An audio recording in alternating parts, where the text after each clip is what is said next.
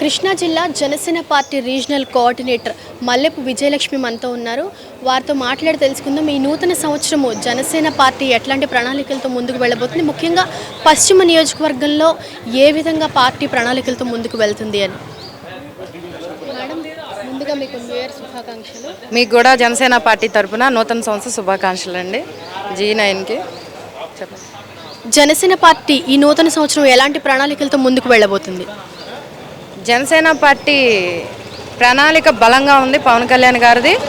ఈ 2024 సంవత్సరం కొత్త సంవత్సరం ఈరోజు నుంచి ప్రారంభం కాబట్టి ప్రజలందరూ కూడా బాగుండాలని కోరుకుంటూ జనసేన పార్టీ తరఫున, అలాగే గత 4 ఏళ్ళ నుంచి ఆంధ్రప్రదేశ్ ఎంత ఇబ్బందులకు గురవుతుందో ఈ కొత్త సంవత్సరంతో రాబోయే ఎన్నికలతో ఈ రాష్ట్రం ఈ వైసీపీ ప్రభుత్వం నుంచి విముక్తం కలిగి జనసేన తెలుగుదేశం ప్రభుత్వంలో బాగా మంచిగా ఉండాలని చెప్పి మేము మనస్ఫూర్తిగా జనసేన పార్టీ తరఫున కోరుకుంటున్నాం. జనసేన టీడీపీ పొత్తు అనేది ఏ విధంగా ఉండబోతుంది అనుకుంటున్నారు? అంటే ఇప్పటికి మీరు కలిశారు, ప్రజల నుంచి ఎట్లాంటి స్పందన వస్తుంది? అట్లానే టీడీపీ శ్రేణులంతా కూడా మీతో కలుస్తున్నారా?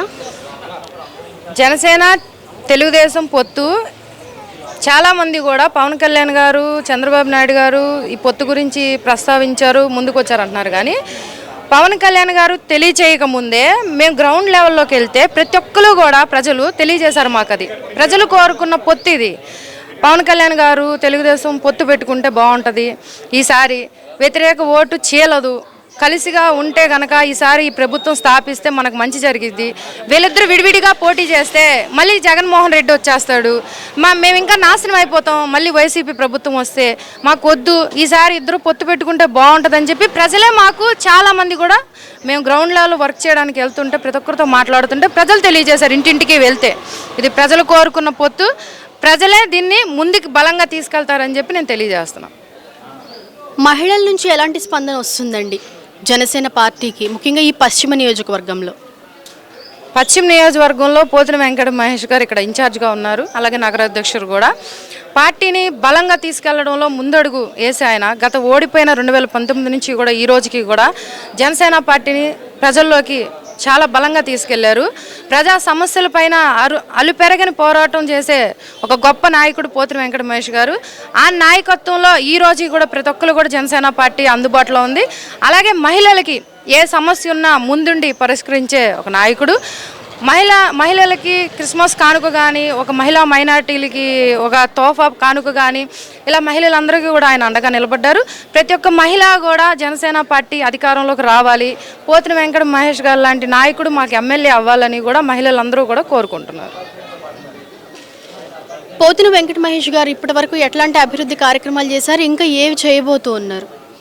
పోతిన వెంకట మహేష్ గారికి అధికారం లేనప్పటికీ కూడా, ఓడిపోయినప్పటికీ కూడా ఆయన చాలా సమస్యలు పరిష్కరించారు, సమస్యల మీద పోరాడారు.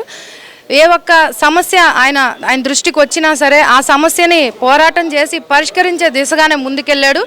అలాగే సమస్యలతోనే కాకుండా ప్రజలకు అందుబాటులో ఉంటూ వాళ్ళకి ఏదన్నా ఇవ్వాలన్నా, వాళ్ళకి ఏమంటారు రోడ్డు మీద బళ్ళు పెట్టుకుని అమ్ముకునే వాళ్ళకి బళ్ళు కావాలంటే వాళ్ళకి బళ్ళు సాయం చేయడం కానీ, ఆర్థిక సహాయం కానీ, అలాగే వాళ్ళకి ఒంట్లో బాగాలేదని మాకు సహాయం చేయమంటే ఆ సహాయం కానీ, అన్ని విధాలుగా కూడా అధికారం లేనప్పటికీ కూడా ఒక ఎమ్మెల్యే కానప్పటికీ కూడా ఎమ్మెల్యే అయితే ఎలా చేస్తారో అంతకు మించి కూడా ఆయన ప్రజలకి అందుబాటులో ఉండి వాళ్ళ ప్రతి ఒక్క సమస్య ఆయన దృష్టికి వచ్చిన అందరికీ కూడా వాళ్ళకి ఆర్థిక సహాయం కానీ, అలాగే ఏమన్నా సమస్యలు ఉంటే కూడా అన్నిటి మీద పోరాటం చేసే ఒక మంచి నాయకుడని నేను తెలియజేస్తాను.